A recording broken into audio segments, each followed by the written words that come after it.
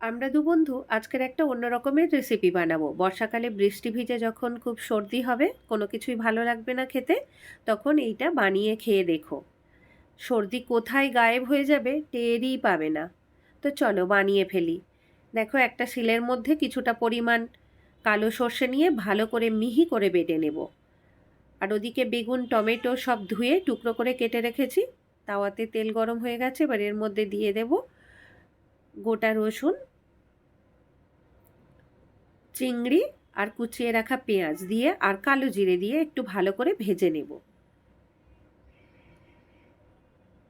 ভাজা হয়ে গেলে চিংড়িটা আগেই তুলে নেব, কারণ চিংড়িটা বেশি ভাজলে শক্ত হয়ে যাবে। এবার ওই তাওয়ার মধ্যে দিয়ে দিয়েছি বেগুন আর টমেটো।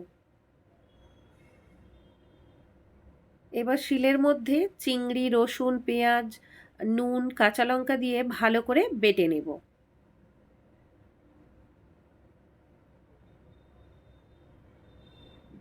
এবার এই বেটে নেওয়া চিংড়িটা বেগুন আর টমেটোর সাথে ভালো করে চটকে মেখে নেব। আর উপর থেকে ছড়িয়ে দেব কিছুটা ধনেপাতা কুচি। আর ওই যে সর্ষেটা বেটে রেখেছিলাম ওটাও দিয়ে ভালো করে চটকে চটকে মেখে নেব। তো রেডি হয়ে গেছে আমাদের সর্ষে বেগুন চিংড়ির মাখা। গরম গরম ভাতে কাঁচা লঙ্কা আর সর্ষের তেল দিয়ে খেয়ে দেখো, দারুণ দারুণ খেতে হয়।